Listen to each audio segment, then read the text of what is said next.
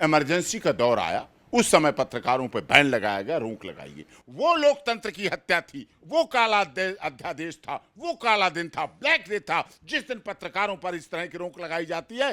Black day है, गलत है, आई एग्री। देखिए, मीडिया चौथा स्तंभ है, लोकतंत्र है हमारे देश का। We are the biggest democracy of the world है। बाईकाट करने का मतलब आप लोकतंत्र पर सवाल उठा रहे हैं, आप पत्रकार जगत पर सवाल उठा रहे हैं, आप पत्रकारों पर सवाल उठा रहे हैं। पत्रकारिता है सच्चाई, सत्य, सूरज की तरह पत्रकार होता है, जहां खिलता है, रोशनी बिखेरता है और बुराइयों, बीमारियों को दूर करता है, कमियों को खत्म करता है। पत्रकार की बात की जाती है और यहाँ संवैधानिक तरीके से अगर देखा जाए तो स्वतंत्र पत्रकारिता की भी बात की जाती है। लेकिन एक राजनीतिक दल जो गठबंधन बना रहे हैं 2024 के इलेक्शन में, जो अभी फिलहाल मोदी सरकार है उनके खिलाफ, लेकिन ये क्या, उससे पहले पत्रकारों के शो का बहिष्कार, क्या कहेंगे? ये उचित नहीं है। देखिए, अब पत्रकार के शो क्या हैं, उनके खुद के कोई चैनल तो है नहीं, चैनल मालिक और हैं। ये लोग तो अपना काम कर रहे हैं, जो शो दिया जाता है, डिबेट दी जाती है, उसको करते हैं। अब आपके सभी के प्रवक्ता होते हैं दलों के, बैलेंस बनाने का मीडिया प्रयास करती है हमारी। किसी पर ऐसे आरोप लगा देना, क्या ये लोग किसी पार्टी के हैं, क्या ये बीजेपी के सदस्य हैं, क्या ये गठबंधन के नहीं हैं? जब डिबेट करते हैं तो आपके प्रवक्ता मजबूत होने चाहिए, मजबूती से आपके प्रवक्ता आपकी बात को रखें, तो उसमें तो सब पार्टियों का सही होता है। देखिए, मीडिया चौथा स्तंभ है, लोकतंत्र है हमारे देश का। We are the biggest democracy of the world है। बाईकाट करने का मतलब आप लोकतंत्र पर सवाल उठा रहे हैं, आप पत्रकार जगत पर सवाल उठा रहे हैं, आप पत्रकारों पर सवाल उठा रहे हैं, आप उनकी स्वतंत्रता पर सवाल उठा रहे हैं, आप उन्हें बाध्य करना चाहते हैं कि आप मुझे ही दिखाइए, आप कड़े हुए सवाल मत कीजिए। नहीं, आपको सवालों का जवाब देने वाला बनना चाहिए। सवालों के जवाब आप दीजिए, राजनीतिक दीजिए, अपने हिसाब से मजबूत प्रवक्ता रखिए, वो आपकी अपनी प्रायोरिटी है। लेकिन आप ऐसे नहीं कह सकते। अब सपोज करिए एक प्रोग्राम शो, आपको प्रवक्ता को बुला लिया गया, पहले कोई और एंकर था, आप उसके लिए चले गए, फिर कोई दूसरा एंकर हो गया, अब आप नहीं बैठेंगे। ये क्या मतलब हुआ? ये तो फिर इसका यही मतलब हो गया ना, आप अपने सवाल रखिए और जवाब करिए। आपको सवाल गलत लगता है, आप बोलिए। ऑन एयर चल रहा होता है, ज़्यादातर डिबेट लाइव होती हैं, ऑन एयर चल रही होती, जनता देख रही होती, जनता सुन रही होती है, रिकॉर्डेड नहीं होती हैं, तो उसमें ऐसा नहीं होना चाहिए। हाँ, बस ये आप कहिए कि आपके प्रवक्ता से कोई भी डिबेट में पैनल का एंकर असंसदीय, अमर्यादित, गैर कानूनी, अपमानजनक भाषा इस्तेमाल ना हो। आई एग्री, मैं इस बात से सहमत हूं।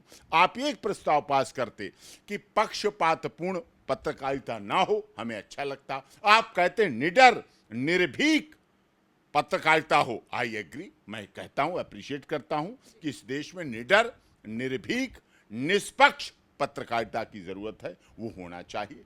देश के लोकतंत्र के लिए भी अच्छा है, संविधान के लिए भी अच्छा है, माननीय सर्वोच्च न्यायालय के लिए भी अच्छा है। एपी साहब, जो डॉक्टर एपी साहब है, वरिष्ठ वकील हैं सुप्रीम कोर्ट के, क्या वो इस बात को मानते हैं कि जो 14 लिस्ट आपने देखा नाम, वो एक तरफा बात करते हैं? नहीं, मुझे नहीं लगा।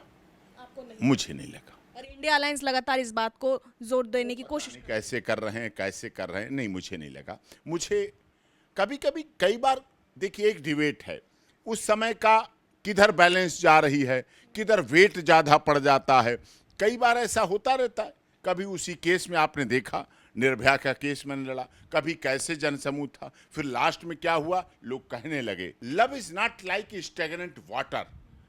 स्थिर पानी की तरह नहीं है प्यार, प्यार घटता है, प्यार बढ़ता है। कभी किसी बात पर अच्छाई, कभी मोदी सरकार अच्छे भी काम करती है, कभी विपक्ष भी अच्छे काम करता है, कभी गलत काम भी सरकार कर देती है। इस फैसले पे विपक्ष ने अच्छा किया या गलत किया? नहीं, ये विपक्ष का दो तीन मुद्दे विपक्ष के, जैसे स्टालिन जी का धर्म को लेके, सनातन धर्म को लेके, ये उचित नहीं है। सबने धीरे धीरे से अपने को किनारा कर लिया। अब अगर 14 नाम हटा दिए, फिर साहब जो बचे हुए 14 हैं वो कहते हैं आपने हमारे भाई बहन को हटा दिया, हम क्या करें?